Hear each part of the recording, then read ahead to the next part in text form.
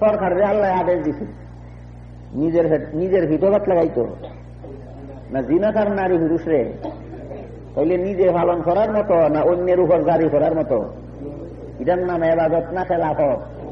তাইলে সুরে রাত কাটা খেলাফতের দায়িত্ব। জিনাকারকে 100 বেত্রাঘাত করা খেলাফতের দায়িত্ব। আল্লাহর হুকুম অন্যের উপর জারি করার নাম খেলাফত, আল্লাহর হুকুম নিজে পালন করার নাম ইবাদত। আপনারা যে কলেমা বিশ্বাস করছেন, এটা কিটা? অন্তরের ইবাদত। আপনারা যে নামাজ পড়েন, এটা কিটা? ইবাদত। আপনারা যে রোজা রাখেন, এটা কিটা? ইবাদত। আপনারা যে হজ করেন, এটা কিটা?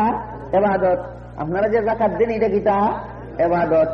আরেক কথা যে নামাজের সময় ডাকই নাই, যাই কি জমাতের টাইমে গেছি কি, এটা কিটা? হ্যাঁ, আল্লাহর হুকুম নিজে পালন করলে ইবাদত, অন্যের পালন করার ব্যবস্থা দিলে খেলাফত। এই খেলাফত এর সিস্টেম দুইটা, খেলাফতের পদ্ধতি দুইটা। একটা হল হুকুমতের মাধ্যমে, রাষ্ট্র প্রতিষ্ঠার মাধ্যমে দেশের সরকারের জনগণের উপর আল্লাহর বিধান চালু করবে, এটা হল রাষ্ট্র প্রতিষ্ঠার মাধ্যমে খেলাফত। আর একটা হল দাওয়াত ও তাবলীগের মাধ্যমে খেলাফত। আমি সরকার হইয়া আপনার মতো জনগণের উপরে আল্লাহর বিধান চালু করছি না, জারি করছি না। আপনিও পাবলিক, আমিও পাবলিক। আমি নিজে নামাজ পড়ি, আপনারও নামাজের দাওয়াত দিছি। আপনার যে নামাজের দাওয়াত দিছি, এটা নিজের কাম না, অপরের মধ্যে চালু করার কাম, এটাও খেলাফত। কিন্তু এটা হুকুমতের মাধ্যমে খেলাফত না দাওয়াতের মাধ্যমে খেলাফত? দাওয়াতের মাধ্যমে খেলাফত। আমি নিজেও পর্দা পালন করি, আপনারাও পর্দা পালনের দাওয়াত দিলাম, এটা দাওয়াতের মাধ্যমে খেলাফত। আমি নিজেও সুদ খাই না, ঘুষ খাই না, মদ খাই না, গাঁজা খাই না, আপনারাও কইলাম জাহান্নাম থেকে বাঁচতে হইলে সুদ খাইবা না, ঘুষ খাইবা না, মদ খাইবা না, গাঁজা খাইবা না। এটা হল দাওয়াত ও তাবলীগের মাধ্যমে খেলাফত। তাইলে খেলাফতের সিস্টেম কটা? একটা হুকুমতের মাধ্যমে, আর একটা দাওয়াত ও তাবলীগের মাধ্যমে।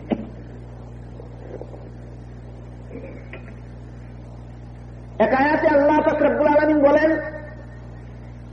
কুনতুম খায়রা উম্মাতিন উখরিজাত লিন-নাসি তা'মুরুনা বিল মা'রুফি ওয়া তানহাউনা আনিল মুনকার। হে মুহাম্মদুর রাসূলুল্লাহ সাল্লাল্লাহু আলাইহি ওয়াসাল্লামের উম্মতেরা, তোমরা সর্বশ্রেষ্ঠ উম্মত। সকল নবীর উম্মতের চেয়ে তোমরা শ্রেষ্ঠ উম্মত। যেমন ভাবে সকল নবীর চেয়ে তোমাদের নবী সর্বশ্রেষ্ঠ নবী। সামনের কথা বোঝার লাগে সারা জীবন ভোর কুরআন হাদিসের বহু কথা সহজে বোঝার লাগে আমরা আরো এখানে দুইটা কথা স্মরণ রাখা দরকার। আমাদের নবী সকল নবীর চেয়ে শ্রেষ্ঠ, আর আমরা সকল নবীর উম্মতের চেয়ে শ্রেষ্ঠ। এই জন্য হাদিস শরীফে হযরত রাসূল করিম সাল্লাল্লাহু আলাইহি ওয়াসাল্লাম ফরমায়, কিয়ামতের দিন আমি বেহেশতে না যাওয়া পর্যন্ত কোন নবী রাসূল বেহেশতে যাইতে পারবেন না, আর আমার উম্মত মুসলমানেরা বেহেশতে না যাওয়া পর্যন্ত কোন নবীর উম্মত বেহেশতে যাইতে পারবে না। আমরার নবীর আগে অন্য নবী যেতে পারতাম না, কেন? আমরার নবী সকল নবীর চেয়ে শ্রেষ্ঠ। আমরা ব্যস্ত না গেলে অন্য নবীর উম্মত ব্যস্ত যেতে পারতো না, কেন? ওই নবীর উম্মত সকল নবীর উম্মতের চেয়ে শ্রেষ্ঠ। সুতরাং আমরা সামনের কথাগুলি সহজে বোঝার লাগে এখানে দুইটা কথা ইয়াদ রাখি, যে আমাদের নবী সকল নবীর চেয়ে শ্রেষ্ঠ, আর আমরা সকল নবীর উম্মতের চেয়ে শ্রেষ্ঠ। এখন প্রশ্ন হইল, আমাদের নবী অন্য নবীর চেয়ে শ্রেষ্ঠ কেন, আর ই উম্মত অন্য নবীর উম্মতের চেয়ে শ্রেষ্ঠ কেন?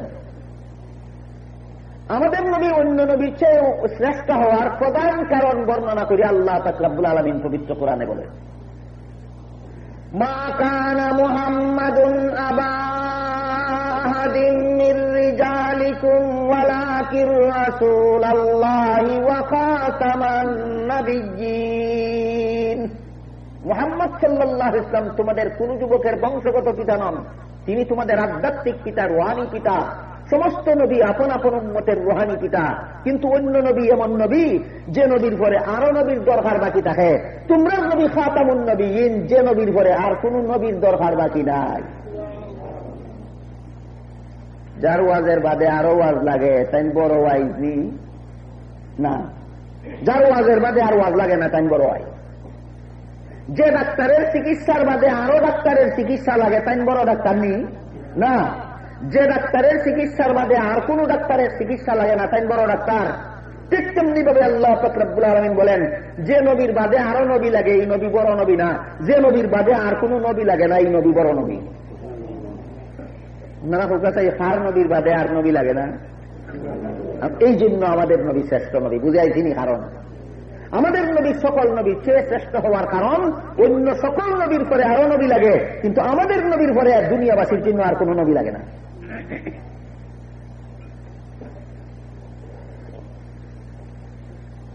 আর একটা প্রশ্ন আছে, এটার জবাব দিতে গেলে আমার মূল আলোচনার থেকে একটু দূরে যাওয়া লাগবে। প্রশ্নটা হইল, সহিহ বুখারী শরীফের হাদিসে রাসূল করিম সাল্লাল্লাহু আলাইহি ওয়াসাল্লাম বলেছেন কিয়ামতের আগে ঈসা নবী আবার দুনিয়াতে আসবেন। তাইলে এই নবীর বাদে আর নবী লাগলো না, কই লাগলো দেখি? এই হলো প্রশ্ন। কিয়ামতের আগে ঈসা নবী আবার দুনিয়াতে আসবেন কিনা আপনারা জানেন কিনা? আসবেন। তাইলে এই নবীর পরে আর নবী লাগলো না, কই লাগলো দেখি? এই প্রশ্নের জবাব বুঝার লাগি আপনারা এখন কথা ইয়াদ রাখুক। আগে আপনার বড় আইয়া বড় ডাক্তারে আপনাদের চিকিৎসা হইয়া গেল, রোগ শেষ, আর কোন রোগ নাই। ডাক্তারে বাড়ি গিয়া দেখে আপনার প্রেসার মাথার যে যন্ত্র আনছিল আপনার বিছনাথ বুলে ফেলাই গেছে কি, এই কারণে তার যন্ত্রটা নিত আবার আইছে আপনার বাড়ি। আপনার দরকারে আইছে না তার দরকারে আইছে? ঠিক তেমনি করে হযরত ঈসা আলাইহিস সালাম দুনিয়াতে আসছিলেন দুনিয়াবাসীর উপকারের জন্য, কিন্তু নিজের দুনিয়ার জীবন বাকি থাকা অবস্থায় বিশেষ কারণে আল্লাহ আসমানে উঠাই লিয়া গেছেন। দুনিয়ার জীবন এখনো বাকি, এখনো মরণ বাকি। দুনিয়াবাসীর আরো নবী লাগে এই কারণে না, তাই দুনিয়ার জীবন পুরানি লাগে, দুনিয়াতে মরণ লাগে এই কারণে আইবা দুনিয়ার দরকারে না নিজের দরকারে। সুতরাং আমরার নবীর পরে আর কোন নবীর দরকার নাই, তাই নাইবা আমরার দরকারে না, তাই নাইবা নিজের দরকারে। আরেকটা কারণ, হযরত ঈসা আলাইহিস সালামের কাছে আল্লাহ পাক রব্বুল আলামিন সর্বশেষ নবীর শ্রেষ্ঠ মর্যাদার কথা উল্লেখ করেছেন, এবং এই নবীর উম্মত যে সকল নবীর উম্মতের চেয়ে শ্রেষ্ঠ এই কথাটা উল্লেখ করেছেন। ঈসা আলাইহিস সালাম যখন জানলেন যে মুহাম্মদুর রাসূলের উম্মতেরা সকল উম্মতের চেয়ে শ্রেষ্ঠ মর্যাদার অধিকারী, তখন আল্লাহর কাছে দোয়া করলেন, আল্লাহ আমাদের নবী বানাই এত এক মর্যাদা দিছ, শেষ নবীর উম্মতিবার মর্যাদাটাও দয়া করে আমারে দান করো। আল্লাহ কবুল করছেন। এই কারণে এই নবীর উম্মতর মর্যাদাটাও লইবার লাগিয়ে আবার দুনিয়া চাইবা, দুনিয়ার দরকারে না নিজের দরকারে। সুতরাং আমাদের নবী শ্রেষ্ঠ নবী, এই নবীর পরে দুনিয়াবাসীর আর কোন নবীর দরকার নাই। যে নবী আসবেন দুনিয়ার দরকারে নয়, নিজের দরকারে আসবেন। গেল আমাদের নবী সকল নবীর চেয়ে শ্রেষ্ঠ হওয়ার কারণ। এবার আমরা বোঝার চেষ্টা করি এই উম্মত সকল নবীর উম্মতের চেয়ে শ্রেষ্ঠ হওয়ার কারণ। আল্লাহ বলেন, কুনতুম খায়রা উম্মাতিন উখরিজাত লিন-নাসি তা'মুরুনা বিল মা'রুফি ওয়া তানহাউনা আনিল মুনকার। হে মুহাম্মদুর রাসূলুল্লাহ সাল্লাল্লাহু আলাইহি ওয়াসাল্লামের উম্মতেরা, তোমাদেরকে আমি আল্লাহ সকল উম্মতের চেয়ে শ্রেষ্ঠ উম্মত বানাইছি যত কারণে। এর মধ্যে প্রথম নম্বরের কারণ হইল তোমরা অন্য কোন নবীর উম্মতের দাওয়াত ও তাবলীগের কামকে দরিয়া রাখতে পারে নাই। তোমরা যেহেতু সর্বশেষ নবীর উম্মত, তোমাদের পরে যেহেতু আর কোন নবী হবে না দুনিয়াতে, এই জন্য কিয়ামত পর্যন্ত দাওয়াত ও তাবলীগের কাজ তোমাদের পালন করতে হবে। এই জন্য তোমরা সকল নবীর উম্মতের চেয়ে শ্রেষ্ঠ উম্মত। এই উম্মত সর্বশ্রেষ্ঠ উম্মত হওয়ার প্রধান কারণ, অন্য যুগে আল্লাহ দাওয়াত ও তাবলীগের কাজ নবীর দ্বারা চালাইছেন, আর এই নবীর উম্মতের দ্বারা আল্লাহ পাক রব্বুল আলামিন কিয়ামত পর্যন্ত দাওয়াত ও তাবলীগের কাজ চালাইবেন। সুতরাং দাওয়াত ও তাবলীগের কাজের জন্য এই উম্মত সর্বশ্রেষ্ঠ উম্মত।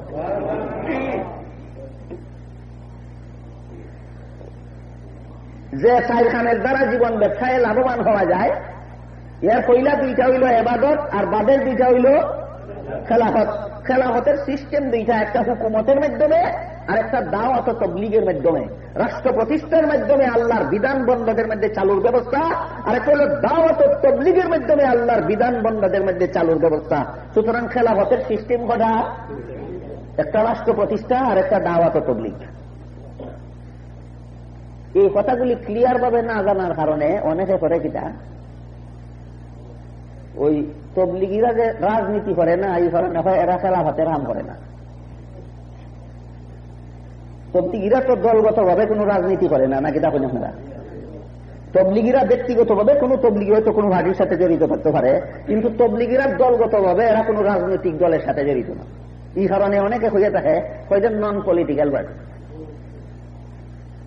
খেলাফত কি শুধু পলিটিক্সের নাম, না দাওয়াত তবলিগের নামও খেলাফত? কতখানি কিতাব আপনারা?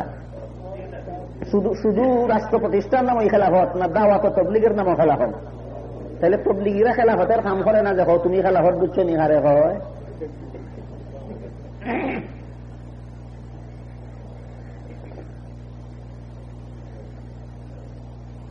আল্লাহ পাক রব্বুল আলামিন গোটা মানব জাতির মধ্যে খেলাফতের দায়িত্ব ডাইরেক্ট দিচ্ছেন শুধুমাত্র নবীগণকে। হযরত আদম আলাইহিস সালাম থেকে নিয়ে মুহাম্মদুর রাসূলুল্লাহ সাল্লাল্লাহু আলাইহি ওয়াসাল্লাম পর্যন্ত এরা হইলেন সরাসরি আল্লাহর খলিফা। সরাসরি কার খলিফা? আল্লাহ। এখানে একটা আলোচনা অত্যন্ত গুরুত্বপূর্ণ, যেটা আমি গেলে আপনারা সময় কুল হইতাম না। এটা হইল খেলাফত অর্থ কি, খলিফা অর্থ কি। সংক্ষেপে হইলেই সামনের কথা বুঝার সুবিধার লাগে। খেলাফত শব্দের শাব্দিক অর্থ হইল প্রতিনিধিত্ব। এইরকম কঠিন বাংলা দেওয়া হইলে আবার অনেকের পক্ষে বোঝা সম্ভব হয় না। এখানে আমি কিছু খাস আবার আপনারা বুঝাই দেয়। একজনের খাম নিজে না করিয়া কোন কারণবশত অন্যের দ্বারা করানির নাম খেলাফত। যারে দিয়া করানি ওইল তার নাম খলিফা। যেমন ধরুক আপনারা এই সবার মাঝে সভাপতিত্বের একটা আসন আছে, একজন মানুষকে এই সবার সভাপতি বানানি, সে চেয়ারম্যান। কোন কারণবশত এই সভা পরিচালনার খামটা নিজে না করিয়া আরেকজন সহযোগী চেয়ারম্যানদের দিয়া করাইলা।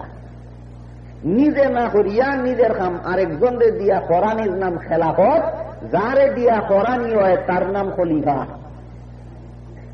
খেলাফত কারে কয়? নিজের খাম অন্যরে দিয়া করানির নাম। খলিফা কারে কয়? যারে দিয়া অন্যের খাম করানি হয় তার নাম খলিফা।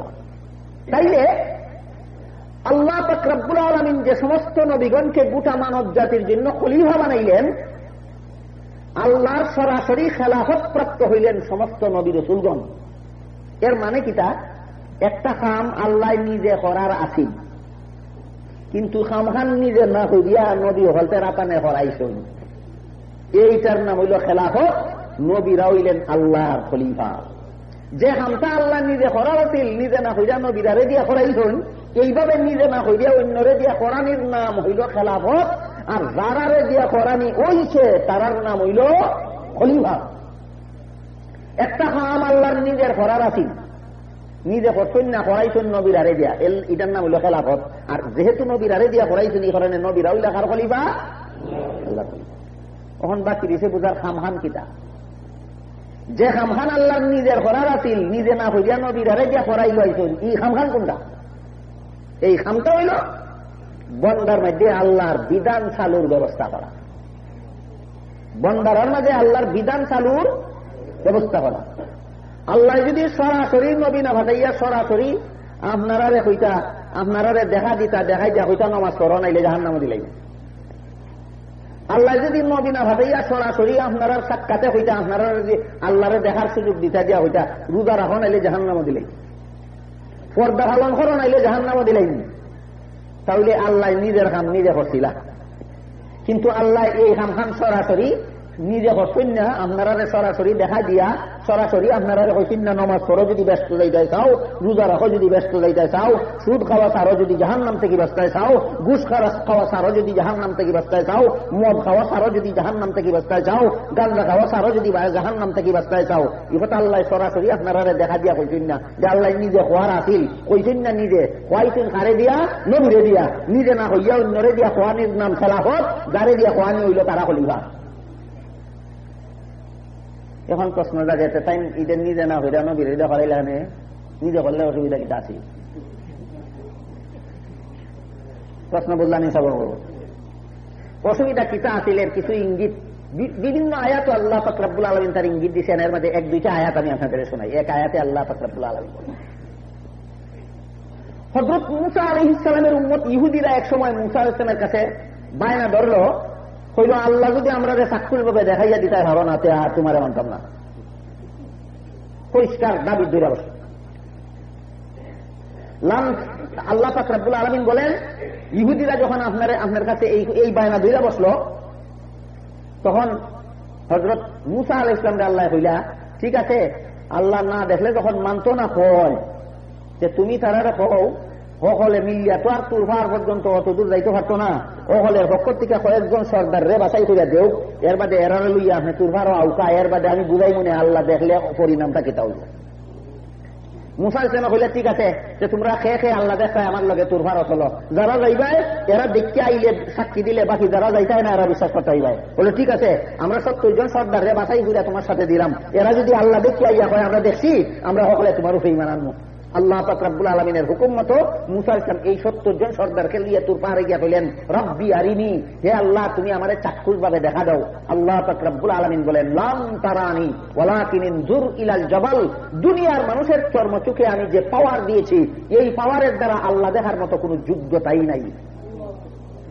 সুতরাং দুনিয়ার জীবনে কেউ চর্মচোখে আল্লাহকে দেখতে পারবে না, কারণ আল্লাহকে দেখার মতো যতটুকু পাওয়ার চৌক থাকার দরকার, অতটুকু পাওয়ার দুনিয়ার কোনো মানুষের চৌকে দেওয়াই না।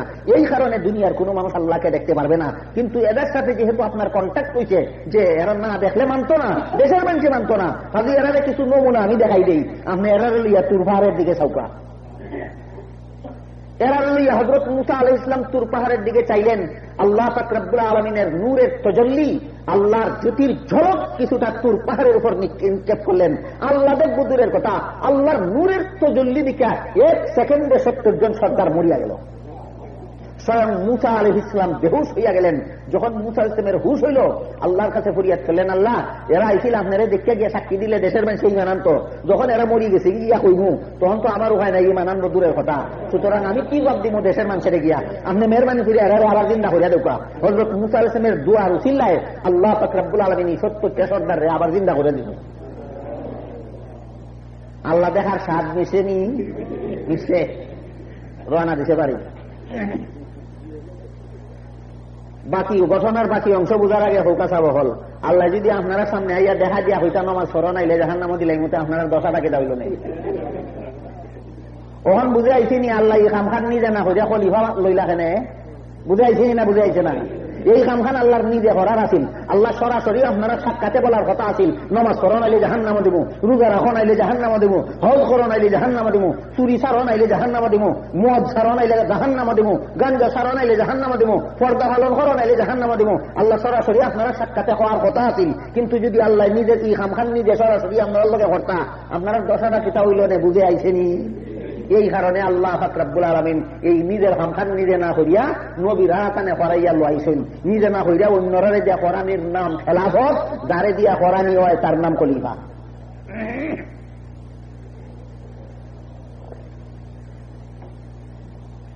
এরা দেশ আইছে মুসা আলাইহিস সালামের সাথে আইয়া হয় কি কই আমরা গেছিলাম, আল্লাহ দেখার তো কোনো উপায় নাই, আল্লাহর জ্যোতির ঝলক দিকে আমরা মইরা গেছিলাম।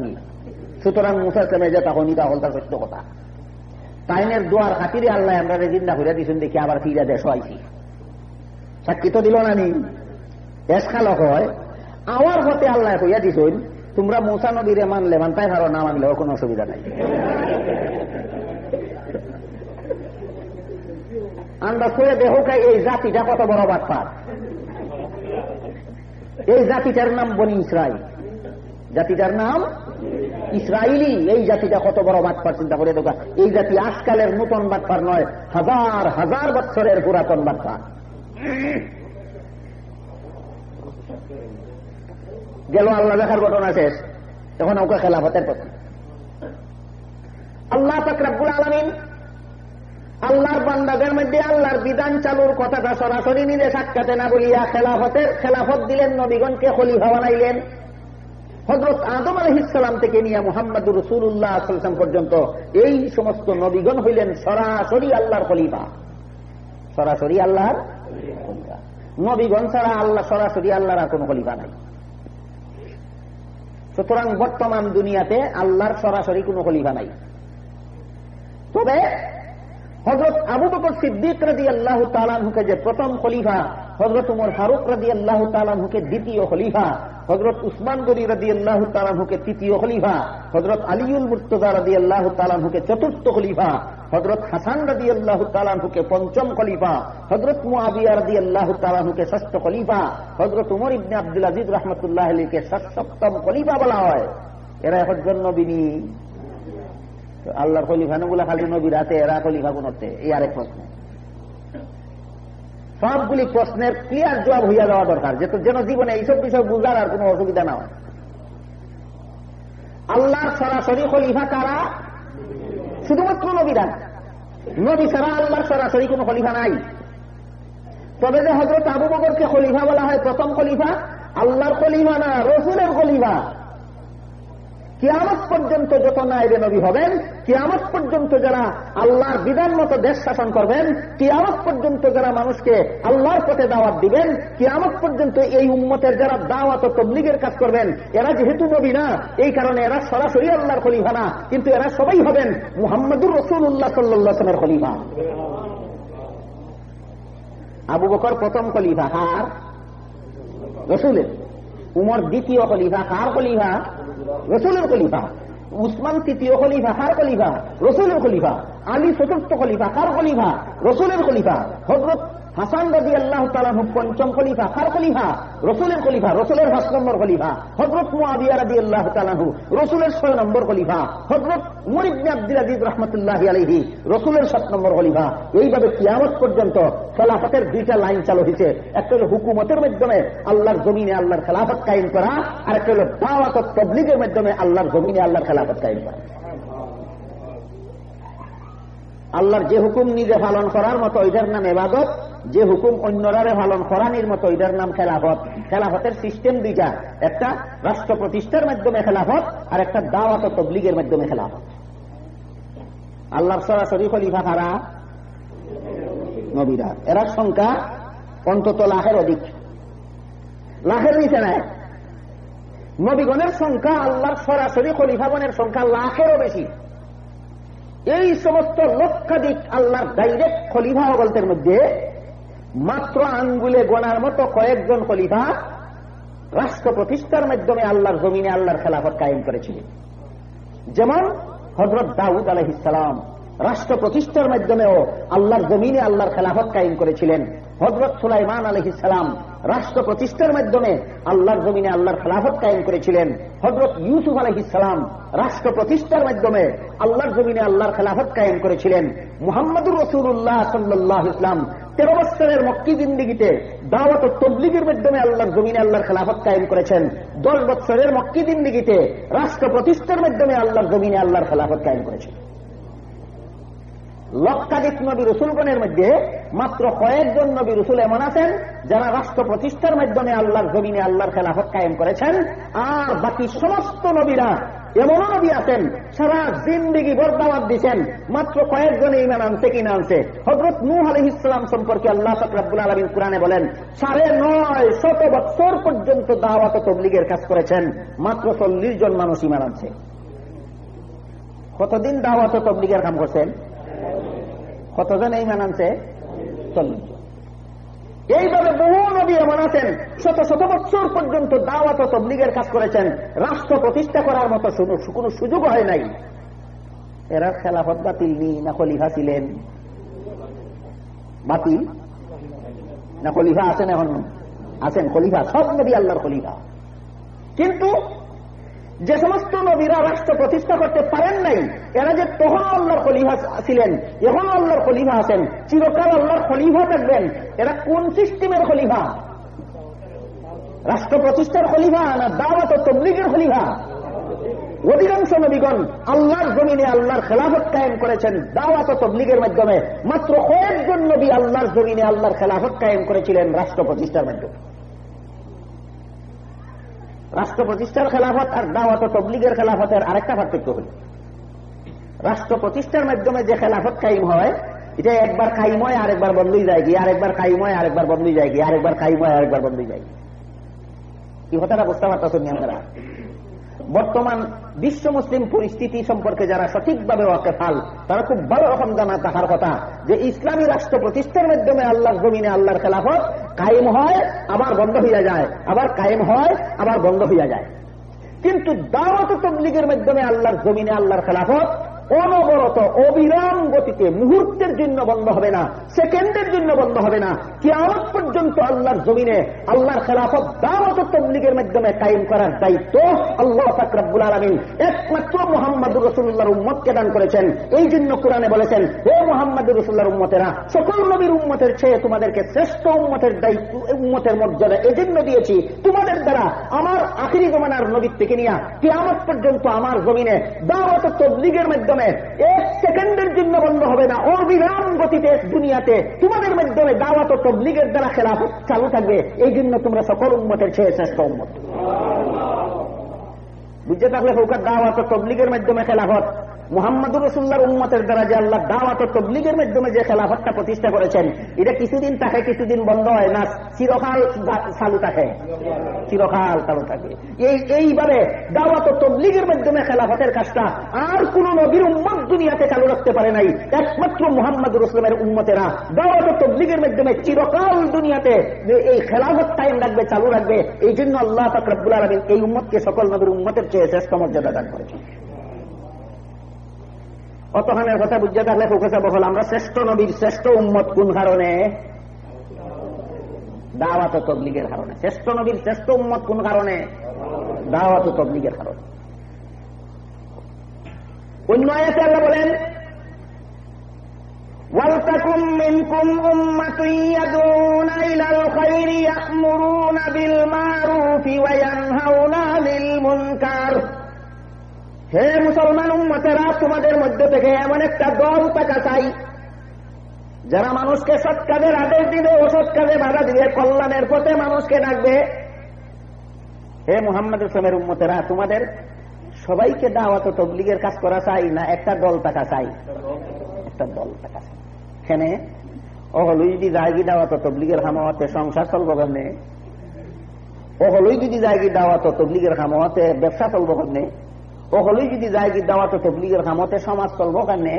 এই কারণে একদল যাও একদল আও, একদল যাও একদল আও, একদল যাও একদল আও। এই কারণে দেখুন যেন এরা সারা জীবনটা হই হতা হয় না, কয়েক চিল্লা দিয়া যাও গি, আবার কদিন বাদে আইয়া 3 চিল্লা দিও, 3 চিল্লা দিয়া যাও গি, আবার কদিন বাদে আইয়া 7 চিল্লা দিও, 7 চিল্লা দিয়া যাও গি, আবার কদিন বাদে অন্যরা হাঁটাইও। এখানে আল্লাহ পাক রব্বুল আলামিন বলেন নাই সব একসাথে চলে যাও, সব চিরকালের জন্য চলে যাও। আল্লাহ পাক রব্বুল আলামিন বলেছেন একদল হইয়া যাও, একদল হইয়া যাও, আর একদল অন্য খামতা হও। ওয়ালতাকুম মিনকুম উম্মাতুন ইয়াদউনা ইলাল খায়র। হে মুসলমান উম্মতেরা, তোমাদের মধ্যে একটা দল থাকা চাই যারা দাওয়াতে তাবলীগের কাজ চালু রাখবে। আপনারা জানা মতো বর্তমান দুনিয়াতে এমন একটা দল আসেনি যারা দাওয়াতে তাবলীগের কাম চালু রাখতেছে? এমন একটা দল আসেনি। কিন্তু দলটার কতগুলি দোষ আছে। দলটার 1 নম্বর দোষ হইল এরা 5 দিন আর ইসলামের মধ্যে 6 রসুল বানাইল। দলটার 2 নম্বর দোষ হইল এরা মসজিদ ও তাকে খায় ঘুমায় এখানে। দলটার দোষ হইল এরা চিল্লা খাইল হইল। দলটার দোষ হইল এরা যে চিল্লার যায় বিবিধে হইতে যায়। এই ধরনের বেশ কতগুলি দোষ আছে। এই দোষও কোনো কোনো বাই হলতে হইল। আমি এবার আপনারা যখন চিন্তা করছেন যে দাওয়াত তাবলীগের কাম চালু রাখার লাগে আল্লাহ যে কোরআন হইছেন একটা দল টাকা চাই, একটা দল যখন আপনারা আসে চিনছেন, তাইলে এই দলের ব্যাপারে যে কিছু দোষ হওয়া হয়, এই দোষগুলি সম্পর্কে কিছু বিশ্লেষণ আপনাদের সামনে রাখেন। 1 নম্বর দোষ হইলে এরা 6 রসুল ভাইল। ইসলামের বিনা তো হাসটা, ইসলামের ভিত্তি তো হাসটা।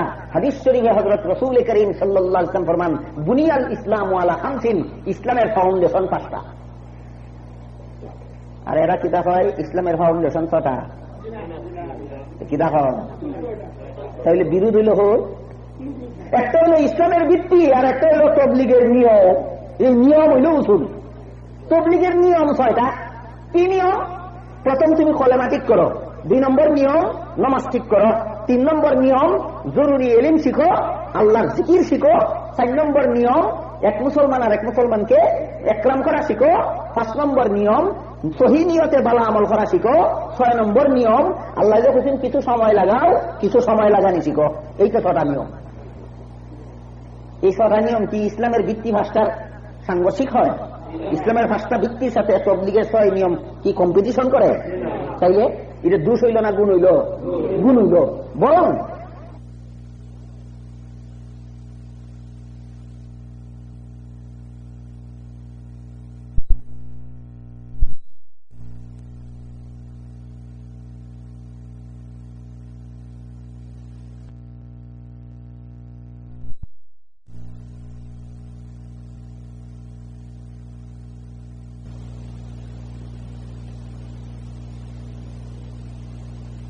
এই 6 কথার মাঝে হজের কথা নাই, যাকাতের কথা নাই, এই রোজার কথা নাই।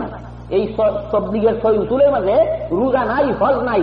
যে 6 উসুলের মাঝে রোজা নাই, হজ নাই, এই 6 উসুলের তবলিগ কোনদিন মুসলমানের তবলিগ হইতে পারে না, এটা কোনদিন ইসলামের তবলিগ হইতে পারে না। 6 উসুলের মাঝে যে রোজা নাই, হজ নাই, এটা একবার দেখিলেও আপনারা। 1 নম্বর উসুল হইল কলেমা, 2 নম্বর উসুল হইল নামাজ, 3 নম্বর উসুল হইল এলেম ও জিকির, 4 নম্বর উসুল হইল ইকরামুল মুসলিমিন, 5 নম্বর উসুল হইল শহীদিয়ত, 6 নম্বর উসুল হইল আল্লাহর পথে সময় দেওয়া, নফর ফি সাবিলিল্লাহ। কত নম্বর হওয়া হয়েছে রমজানের রোজা? কত নম্বর হওয়া হয়েছে বাইতুল্লাহ শরীফের হজ?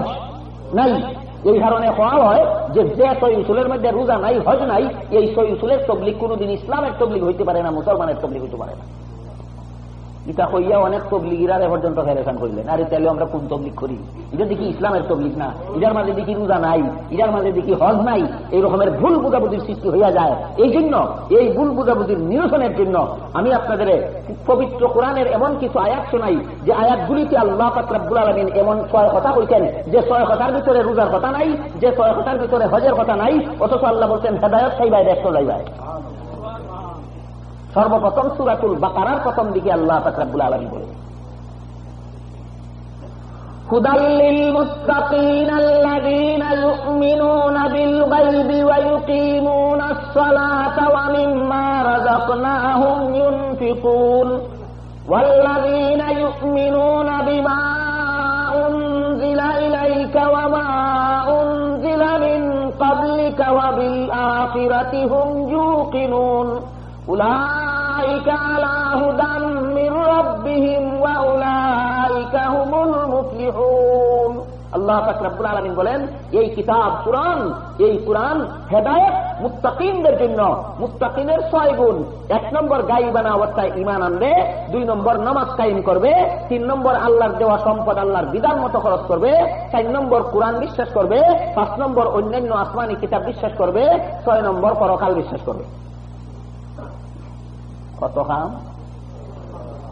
কত নম্বরে বলছেন আল্লাহ রমজান মাসে রোজা রাখবে? কত নম্বরে বলছেন আল্লাহ বাইতুল্লাহ শরীফের জিয়ারত করবে? বলেন নাই। 6 কথা বলছেন।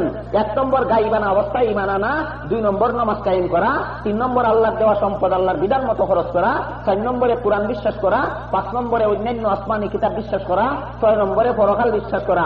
আল্লাহ বলেন 6 কাম যারা করবে, উলাইকা আলা হুদাম মির রাব্বিহিম, কুরআনের সম্পূর্ণ হেদায়েত তারা পাবে, উলাইকা হুমুল মুফলিহুন, তাদের জীবন সফল হয়ে যাবে।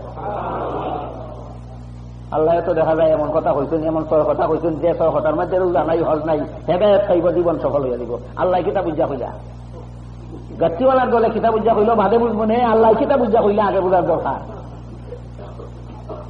অনুরূপ ভাবে আল্লাহ পাক রব্বুল আলামিন অন্য আয়াতে বলেন, قد أفلح المؤمنون الذين هم في صلاتهم خاشعون والذين هم عن اللغو معرضون والذين هم للزكاة فاعلون والذين هم لفروجهم حافظون إلا على أزواجهم أو ما ملكت أيمانهم فإنهم غير ملومين فمن ابتغى وراء ذلك فأولئك هم العادون والذين هم لأماناتهم وعهدهم راعون والذين هم على صلواتهم يحافظون أولئك هم الوارثون الذين يرثون الفردوس هم فيها خالدون. আল্লাহ বলেন ওই সমস্ত মুমিনগণ সফল যারা 1 নম্বরে মনোযোগে নামাজ আদায় করবে, 2 নম্বরে অনর্থক কাজ ছাড়িয়ে দিবে, 3 নম্বরে মন পবিত্র করবে, 4 নম্বরে পর্দা পালনের মাধ্যমে চরিত্র সংশোধন রাখবে, 5 নম্বরে আল্লাহর দেওয়া আমানত রক্ষা করবে, আল্লাহর সাথে ওয়াদা পুরা করবে, 6 নম্বরে যখনের নামাজ তখন আদায় করবে। আল্লাহ পাক রব্বুল আলামিন বলেন এই 6 কাম যারা করবে চিরকালের জন্য জান্নাতুল ফিরদাউসের স্বত্বাধিকারী হবে। কখন আবার কই দেখুন যেন কত নম্বরে ঘরে রোজা আর কত নম্বরে ঘরে হজ। 1 নম্বরে মনোযোগে নামাজ আদায় করবে, 2 নম্বরে অনর্থক কাজ ছাড়িয়ে দিবে, 3 নম্বরে মন পবিত্র করবে, 4 নম্বরে চরিত্র হেফাজত করবে, 5 নম্বরে আল্লাহর দেওয়া আমানত রক্ষা করবে, 6 নম্বরে সময় মতে নামাজ করবে। কত নম্বরে গেল রমজান মাসে রোজা রাখবে, কত নম্বরে গেল হজ করবে, নাই রোজার কথা নাই, হজের কথা নাই, 6 কথা হইয়া হল চিরকালের লাগি জান্নাতুল ফিরদাউসে যাবে। আল্লাহ কিতাব বুঝিয়া রোজা আর হজ বাজ্যা 6 কথা হইয়া এটা বুঝলে ওই রাত্রিওয়ালার দলে কিতাব বুঝিয়া রোজা আর হজ বাজ্যা 6 কথা হইল এটা বাদে বুঝে আইব, কথা বুঝে আইখিনি যাব। এখন আমরা বোঝার চেষ্টা করি যে আল্লাহ কিতাব বুঝিয়া রোজা আর হজের কথা হইলা না। এটা বোঝার লাগে আমি বাংলাদেশে একটা উদাহরণ দিয়া থাকি, এটা বাংলাদেশই খাটে, আপনারা দেশও খাটে কিনা এটাও আমি জানি না। বাংলাদেশও এক জাতের আগরবাতি পাওয়া যায়, এটার নাম 4-in-1। আমার থেকে অর্থটা আপনার ওই বেলা জানবা। একটা প্যাকেট কিনলে এদের ভিতরে 4টা প্যাকেট পাওয়া যায়, কিনতে দেখা যায় কটা, বাইরে হওয়া যায় কটা, ঠিক তেমনি ভাবে আল্লাহ যে 6টা হইতেন এটা দেখতে দেখা যায় 6টা, বাংলেই পাওয়া যায় 77টা। হাদিস শরীফে রাসূল করিম সাল্লাল্লাহু আলাইহি ওয়াসাল্লাম ফরমান আল ঈমানু বিদউন ওয়া সাবউনা শুবাতান আফদালুহা লা ইলাহা ইল্লাল্লাহু ওয়া আদনাহা ইমাতাতুল আযা আনিত তারিক। আল্লাহ রাসূল বলেন ঈমানের সর্বমোট শাখা প্রশাখা 77টা। প্রধান হইল লা ইলাহা ইল্লাল্লাহ বিশ্বাস করা, আর 77 নম্বর হইল রাস্তা থেকে কষ্টদায়ক বস্তু সরাইয়া দেওয়া। সর্বমোট শাখা প্রশাখা কতটা? 77টা। তো এই 6টা যে আল্লাহ কইছেন এগুলো শর্টকট। 6টা কিটা শর্টকট, কি লেখান শর্টকট? এই 6টার ভিতরেই 77টা আছে, 6টার ভিতরেই 77টা আছে। কি লেখান এখন দেখুন। পয়লা নম্বর যে সূরাতুল বাকারার শুরুতে আল্লাহ বলছেন 6টা, এই 6টার মাঝে রোজা আছে, হজ আছে। এবার আমরা দেখি 1 নম্বরে কইছেন গাইবানা অবস্থা ঈমান আনো, 2 নম্বরে কইছেন নামাজ কায়েম করো, 3 নম্বরে কইছেন আল্লাহর দেওয়া সম্পদ আল্লাহর বিধান মতো খরচ করো, 4 নম্বরে কইছেন কুরআন বিশ্বাস করো। সূরাতুল বাকারার 6টার 4 নম্বর কথা কিটা? কুরআন বিশ্বাস করো। কুরআন বিশ্বাস করবা রোজার আয়াত বাদ দিয়া না রোজার আয়াত সহ? অজের আয়াত সারা না অজের আয়াত সহ? যে বেটায় রোজার আয়াত সহ কুরআন বিশ্বাস করে এই বেটা রোজা সারি দিল না ঠিক রাখলো? যে বেটায় অজের আয়াত সহ কুরআন বিশ্বাস করলো এই বেটায় হজ সারি দিল না ঠিক রাখলো? কুরআন যদি রোজার আয়াত সহ বিশ্বাস করুন, আল্লাহ তো কুরআন বলে দিয়েছেন শাহরু রমাদান আল্লাযী উনজিলা ফীহিল কুরআন হুদাল লিন-নাসি ওয়া বায়্যিনাতিন মিনাল হুদা ওয়াল ফুরকান ফামান শাহিদা মিনকুমুশ শাহরা ফালইয়াসুম। রমজান মাসে রোজা রাখা তোমাদের জন্য ফরজ করা হইল, যে ব্যক্তি রমজান মাস পাবে তার জন্য এই রোজা রাখা ফরজ হবে। কুরআন বিশ্বাস করবেন এই আয়াত ছাড়া না এই আয়াত সহ? তাহলে 6টার ভিতরে রোজা আসেনি, বাংলা ভাবা যায়নি। এই বুকায় একটা প্যাকেট দেখে কয় না আমি 4 প্যাকেট তালাশ করি, বেটায় বুঝায় বাংলা থাকতে ভাইবে কয় না না দেখলে কিনতাম না। এই দশা। এবার আমরা সূরা মুমিনুনের শুরুতে যে আল্লাহ 6 কথা হইলেন এই 6 কথা বোঝার চেষ্টা করি। আল্লাহ পাক রব্বুল আলামিন বলেন প্রথম কথা হইল মনোযোগে নামাজ আদায় করো, 2 নম্বর কথা হইল অনর্থক কাম ছাড়িয়া দাও, 3 নম্বর কথা হইল মন পবিত্র করো, 4 নম্বর কথা হইল চরিত্র হেফাজত করো, 5 নম্বর কথা হইল আল্লাহর দেওয়া আমানত রক্ষা করো। আল্লাহর দেওয়া মুফাসসিরিন কেরাম লিখেছেন বান্দাদের কাছে আল্লাহর দেওয়া সবচেয়ে বড় আমানত হইল 30 পারা কোরআন। 30 পারা কোরআন যদি বন্দা এই আল্লাহর দেওয়া আমানত রক্ষা করে, রোজার আয়াত বাদ দিয়া রক্ষা করবো না রোজার আয়াত সহ, হজের আয়াত বাদে রক্ষা করবো না হজের আয়াত সহ, তাইলে সহতার মাঝে সব কথা আসেনি না নাই? সুতরাং সহতার ভিত্তিতে সব কথা আছে। এই জন্য তবলিগি কিতাবে লেখা হয়েছে এই সহতা যদি পালন করতে পারো তোমার সব কথা পালন হয়ে যাবে।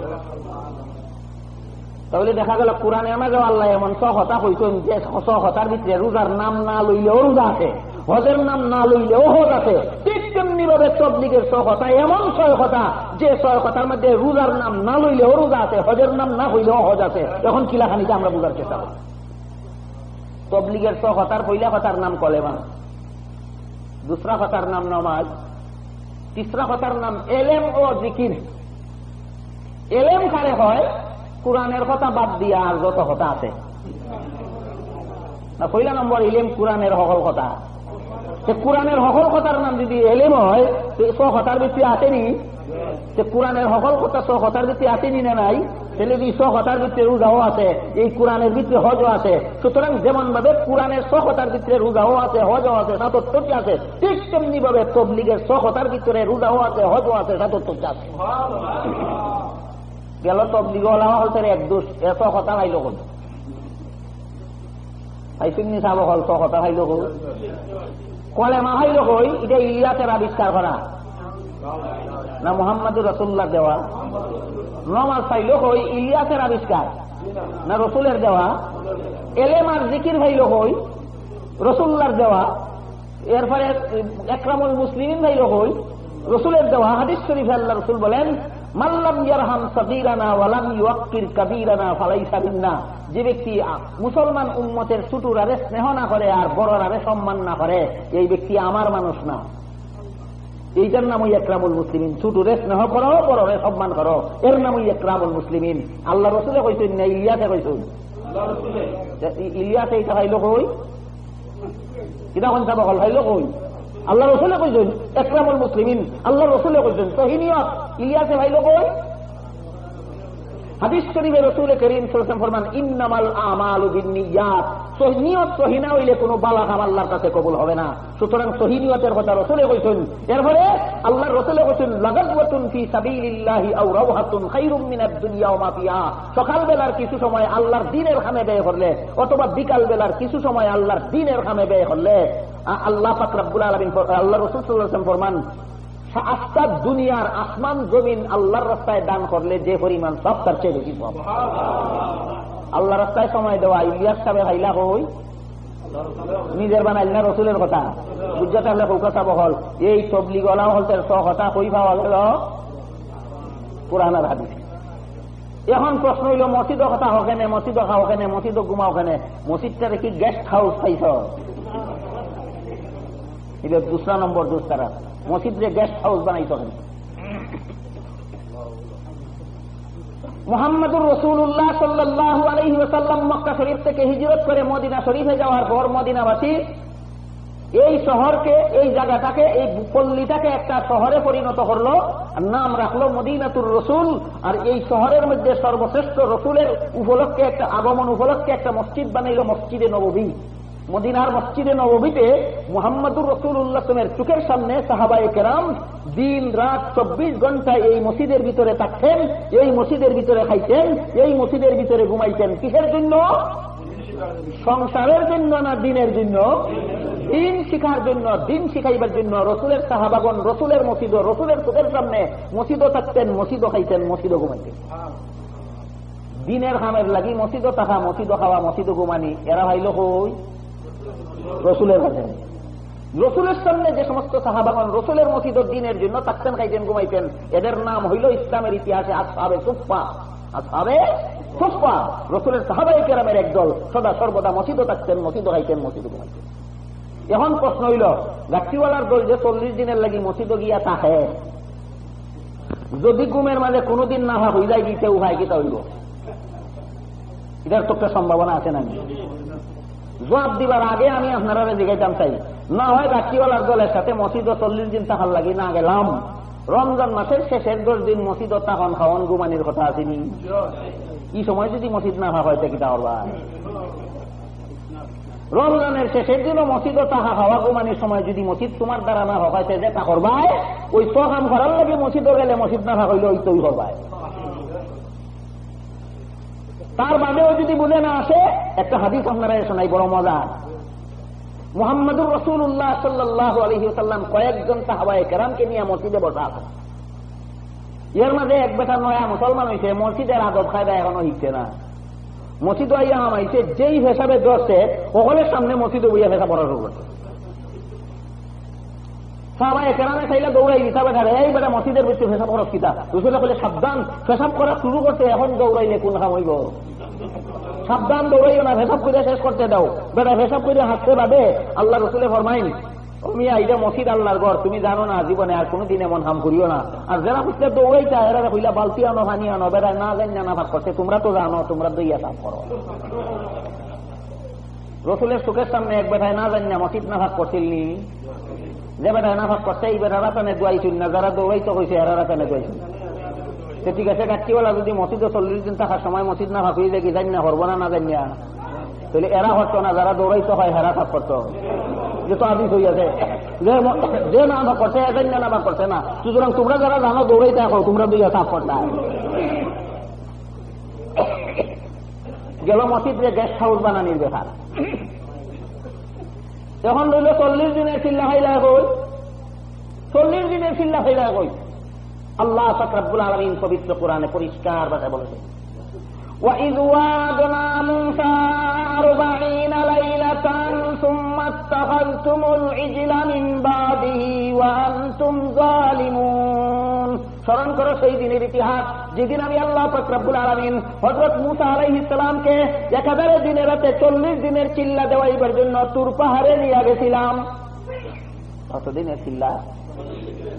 চিল্লা ভাষী শব্দ, আরবিতে হয় 40, বাংলাতে হয় 40। কিন্তু এই চিল্লা শব্দটারে এখন আর বাংলাতে কোনো ট্রান্সলেশন করা হয় না। এই চিল্লা শব্দটা ফার্সিতে যেমন চিল্লা, উর্দুতেও হয় চিল্লা, এখন বাংলাতেও হয় চিল্লা। মূলত শব্দটা ফার্সি, আরবি হইল 40। আল্লাহ বলেন, ওয়াইদ ওয়া'আদনা মূসা 40 লাইলাতান, স্মরণ করো সেই দিনের ইতিহাস, যেদিন আমি আল্লাহ পাক রব্বুল আলামিন হযরত মূসা আলাইহিস সালামকে 1000 দিনের রাতে 40 দিনের চিল্লা দেওয়াইবার জন্য তুর পাহাড়ে নিয়ে গেছিলাম। চিল্লার কথা আছে নি কোরআনে? প্রশ্ন হইল, মূসা আলাইহিস সালাম তো নবী আসলা, তাইলে আল্লাহ তুর পাহাড়ে নিয়ে চিল্লা দেওয়াইছিল? একটা এলান করতে আর কয়েক মিনিটের মাঝে আমার কথা শেষ হয়ে যাব।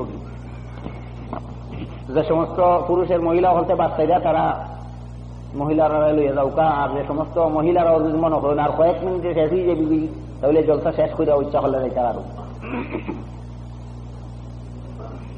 প্রশ্ন হইল, আল্লাহ পাক রব্বুল আলামিন মূসা আলাইহিস সালামকে যদি চিল্লা দেওয়াইবার লাগে তুর পাহাড়ে নিয়ে, তখন তাই নবী আসলা, আপনারা কেউ নবী নি? আমরা তো নবী না, আমরা কেন চিল্লা দিবার লাগি যাইতাম? আল্লাহ পাক রব্বুল আলামিন অন্য আয়াতে বলে দিয়েছেন, প্রত্যেকটা মানব সন্তানকে তার মায়ের গর্ভে 7 চিল্লা দেওয়াইয়া দুনিয়ায় আনা হয়েছে। কিভাবে? হাদিস শরীফে রাসূল করিম সাল্লাল্লাহু আলাইহি ওয়াসাল্লাম ফরমান, বাবার শরীরের এক বিন্দু পানি মায়ের শরীরের এক বিন্দু পানির সাথে মিশিয়া যখন মায়ের গর্ভতলিতে যায়, আল্লাহ পাক রব্বুল আলামিন একজন ফেরেশতা মোতায়েন করে দেন।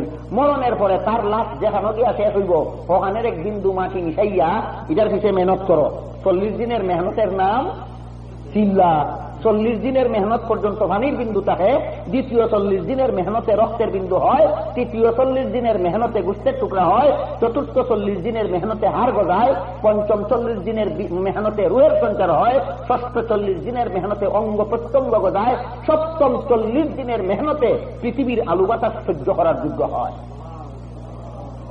চিল্লা দিয়ে আইসেন আপনারা, কখন যদি ওখানে চিল্লা কি তাতে আপনারা শুনাইব আইসে আইতে 7 চিল্লা দিছ না, এখন চিল্লা কিতা হাতে এটা কিতা দিলা, 7 চিল্লা দিয়ে আইসু। এখন যদি কোন বলে ইটা চিল্লা দিলে মায়ের গর্ভে থাকতে দিছি, এখন তো আমরা মায়ের গর্ভে নাই, এখন কেন চিল্লা দিতাম? এখন তো আমরা দুনিয়াতে দিই, এখন কেন চিল্লা দিতাম? হাদিস শরীফে রাসূল করিম সাল্লাল্লাহু আলাইহি ওয়াসাল্লাম ফরমান, আমার উম্মতের যেই ব্যক্তি 1040 দিন পর্যন্ত ইমামের সাথে তাকবীরে উলা হইয়া 5 ওয়াক্তের নামাজ জামাতের সাথে আদায় করব, তার 5টা পুরস্কার। এটা নবীর লাগি না উম্মতের লাগি?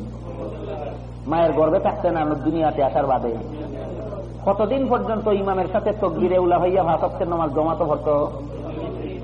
এটা কিটা চিল্লাত আইলে সহজ না সংসারও থাকলে সহজ? 5 পুরস্কারের প্রথম নম্বর পুরস্কার আল্লাহ রাসূল বলেন মুনাফিকের দপ্তরটা কি নাম খাটাইয়া খাঁটি মুমিনের দপ্তরে নাম লেখাইয়া দেওয়া হবে।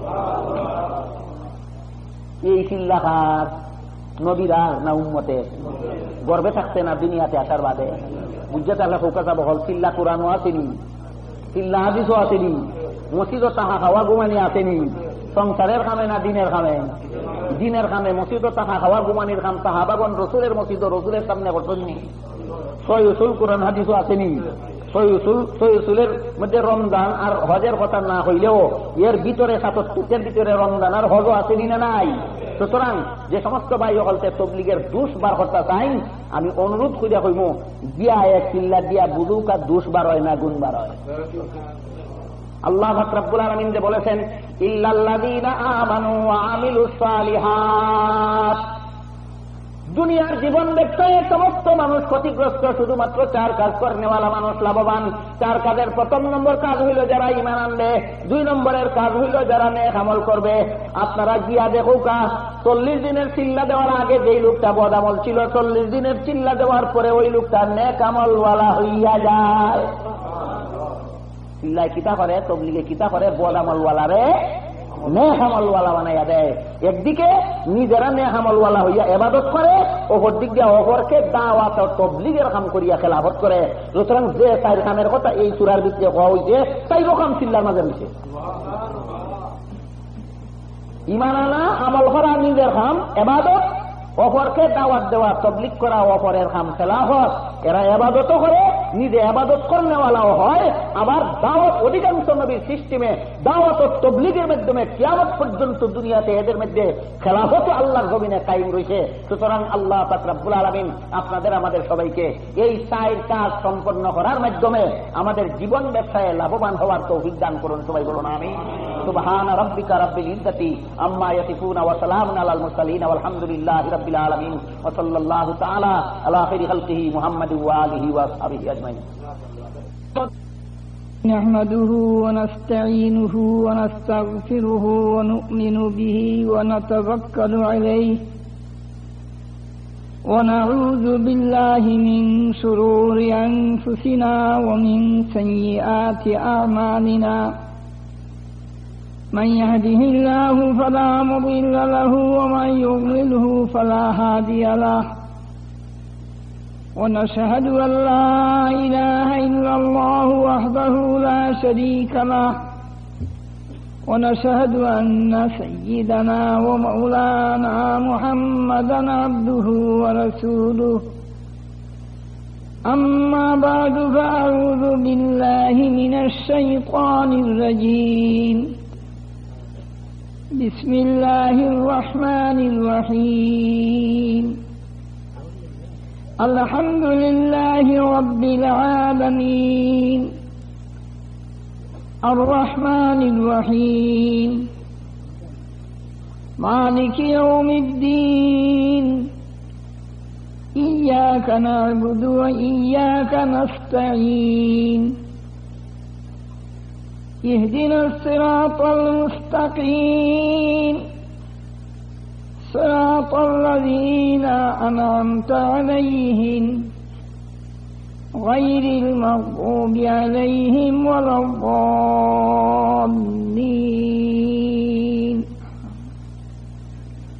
بسم الله الرحمن الرحيم ألف لام ميم ذلك الكتاب لا ريب فيه هدى للمتقين الذين يؤمنون بالغيب ويقيمون الصلاة ومما رزقناهم ينفقون والذين يؤمنون بما أنزل إليك وما أنزل من قبلك وبالآخرة هم يوقنون وبالسند المتصل إلى الإمام الحافظ الحجة أمير المؤمنين في الحديث أبي عبد الله محمد بن إسماعيل بن إبراهيم بن المغيرة بن بردزبة الجوفي البخاري رحمه الله تعالى ونفعنا بعلومه آمين. قال بسم الله الرحمن الرحيم. باب كيف كان بدء الوحي إلى رسول الله صلى الله عليه وسلم.